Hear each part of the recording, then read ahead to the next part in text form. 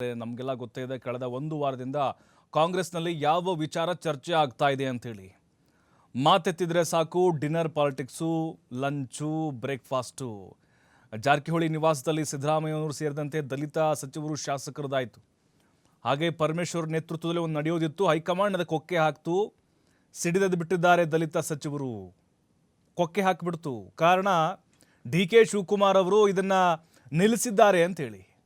D K Shivakumar ಅವರೇ ಸುರ್ಜೇವಾಲಾ ಅವ್ರ ಕಡೆಯಿಂದ ಫೋನ್ ಮಾಡಿಸಿ ಈ ಔತಣಕೂಟಕ್ಕೆ ಬ್ರೇಕ್ ಹಾಕ್ಸಿದ್ರು ಅನ್ನುವಂತಹ ಆರೋಪ, ಅಸಮಾಧಾನ ದಲಿತ ಸಮುದಾಯದ ನಾಯಕರದ್ದಾಗಿದೆ. ನೋಡಿ ಯಾಕೆ ಹೀಗಾಗ್ತಿದೆ ಕಾಂಗ್ರೆಸ್ನಲ್ಲಿ. ಖಂಡಿತವಾಗಲೂ ಇದರ ಹಿಂದೆ ಬಲವಾದ ಕಾರಣ ಇದೆ. ಕಾಂಗ್ರೆಸ್ನಲ್ಲಿ ಸಂಕ್ರಾಂತಿ ವೇಳೆಗೆ ಸಂಕ್ರಾಂತಿ ಆಗುವಂಥ ಸಾಧ್ಯತೆಗಳಿದ್ದಾವೆ. ಏನಂದರೆ ಪವರ್ ಶೇರಿಂಗು, ಅಧಿಕಾರ ಹಂಚಿಕೆ 50-50. ಮುಖ್ಯಮಂತ್ರಿಗಳು ಆ ಕುರ್ಚಿ ಏನಿದೆ ಅದು ಹಂಚಿಕೆ ಆಗುವಂಥ ಸಾಧ್ಯತೆಗಳಿದೆ ಅನ್ನೋದು ಚರ್ಚೆ ಸದ್ಯಕ್ಕೆ.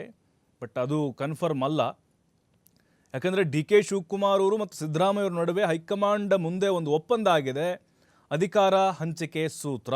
ಹಾಗಾಗಿ ಈಗ ಸಂಕ್ರಾಂತಿಯ ನಂತರ ಅದರ ಬೆಳವಣಿಗೆಗಳು ಕ್ಷಿಪ್ರ ವೇಗವನ್ನು ಪಡೆದುಕೊಳ್ಬೋದು ಅಂತೇಳಿ. ನೋಡಿ, ಈಗ ಒಂದು ಎಚ್ಚರಿಕೆ ಸಂದೇಶವನ್ನು ರವಾನಿಸಿದ್ದಾರೆ ಹಿರಿಯ ಸಚಿವರುಗಳು. ಅದು ದಲಿತ ಸಮುದಾಯಕ್ಕೆ ಸೇರಿದಂತಹ ಮಿನಿಸ್ಟರ್ಸು.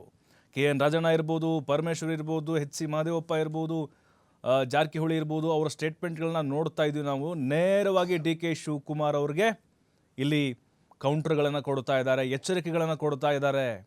ನೋಡಿ, ಇಲ್ಲಿ ಹೇಳಿದ್ದಾರೆ, ನಾಯಕತ್ವ ಬದಲಿಸಿದರೆ ಸಚಿವರೇ ಬಂಡೇಳುವಂತಹ ಸಂದೇಶ. ಅಂದರೆ ಮುಖ್ಯಮಂತ್ರಿಗಳ ಒಂದು ಕುರ್ಚಿ, ಅಂದರೆ ಸಿದ್ದರಾಮಯ್ಯನವರು ಕುರ್ಚಿ ಏನಾದರೂ ಅಲುಗಾಡಕ್ಕೆ ಶುರುವಾದರೆ, ಡಿ ಕೆ ಶಿವಕುಮಾರ್ ಏನಾದರೂ ನನಗೆ ಬಿಟ್ಕೊಡ್ಬೇಕು ಅಂತ ಖ್ಯಾತೆ ತೆಗೆದ್ರೆ ಅಲ್ಲಾಡಿಸ್ಬಿಡ್ತೀವಿ ಅನ್ನುವಂಥ ಒಂದು ಸಂದೇಶ ಇದು. ಯಾಕಂದರೆ ಸಿದ್ದರಾಮಯ್ಯನವ್ರ ಜೊತೆಗೆ ನಾವೆಲ್ಲರೂ ಕೂಡ ಇದ್ದೇವೆ ಅನ್ನುವಂಥ ಒಂದು ಒಗ್ಗಟ್ಟಿನ ಸಂದೇಶವನ್ನು ಸಾರಕ್ಕೆ ಹೋಗ್ತಾ ಇದ್ದಾರೆ. ದಲಿತ ಸಿ ಎಂ ಬೇಡಿಕೆಯನ್ನು ಕೂಡ ಮುಂದಕ್ಕೆ ತರುವ ಸೂಚನೆ ಕೊಟ್ಟಿದ್ದಾರೆ. ನೋಡಿ, ಈಗಾಗಲೇ ದಲಿತ ನಾಯಕರು ಹಲವು ಬಾರಿ ಹಲವು ಸುತ್ತಿನ ಪಾರ್ಟಿಗಳನ್ನು, ಡಿನ್ನರ್ ಪಾರ್ಟಿಗಳನ್ನು ಮಾಡಿದ್ದಾರೆ, ನೆಪದಲ್ಲಿ ಚರ್ಚೆಗಳನ್ನು ಮಾಡಿದ್ದಾರೆ. ಆ ರೀತಿ ಎಚ್ಚರಿಕೆಗಳನ್ನು ನೇರವಾಗಿ ಡಿ ಕೆ ಶಿವಕುಮಾರ್ ಅವರಿಗೆ ಕೊಡ್ತಾ ಇದ್ದಾರೆ. ಇನ್ನು ಹಾಲಿ ವ್ಯವಸ್ಥೆ ಇರಲಿ, ಎಲ್ಲ ವಿಪ್ಲವವನ್ನು ಎದುರಿಸಿ. ಈಗ ವ್ಯವಸ್ಥೆ ಏನಿದೆಯೋ ಅದೆಲ್ಲ ಹಾಗೇ ಇರಲಿ, ಇದೆಲ್ಲವನ್ನು ಕೂಡ ಎದುರಿಸ್ಕೊಂಡು ಹೋಗಬೇಕು ಅನ್ನುವಂಥ ಒಂದು ಮೆಸೇಜು ಪಾಸ್ ಆಗಿದೆ. ನೋಡಿ, ಅಕ್ಟೋಬರಲ್ಲಿ ಈ ಒಂದು ರೀತಿ ಕ್ರಾಂತಿ ಆಗಬಹುದು ಅನ್ನುವಂಥ ಚರ್ಚೆಗಳು ಕಾಂಗ್ರೆಸ್ ಪಾಳ್ಯದಲ್ಲಿ ನಡೀತಾ ಇದೆ.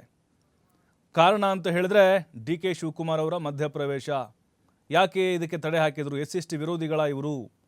ಮುಖ್ಯಮಂತ್ರಿ ಸಿದ್ದರಾಮಯ್ಯನವರ ಅಧಿಕಾರ ಹಂಚಿಕೆ ಬಂದಾಗ ಖಂಡಿತವಾಗ್ಲೂ ನಮ್ಮ ಶಕ್ತಿ ಏನು ತೋರಿಸ್ತೀವಿ ಅಂಥೇಳಿ ಎಚ್ಚರಿಕೆಯ ಮೆಸೇಜ್ಗಳನ್ನು ಈಗ ದಲಿತ ನಾಯಕರು, ಸಚಿವರು ಪಾಸ್ ಮಾಡ್ತಾ ಇದ್ದಾರೆ. ಇದು ಇನ್ನೂ ಕೂಡ ಸುದ್ದಿ ಜೀವಂತವಾಗಿರುತ್ತೆ. ಯಾಕಂದರೆ 13ಕ್ಕೆ ಶಾಸಕಾಂಗ ಸಭೆ ಇದೆ ಅಲ್ವಾ, ಅದರಲ್ಲಿ ಬಹುತೇಕವಾಗಿ ಎಲ್ಲ ವಿಚಾರಗಳು ಚರ್ಚೆ ಆಗಬಹುದು.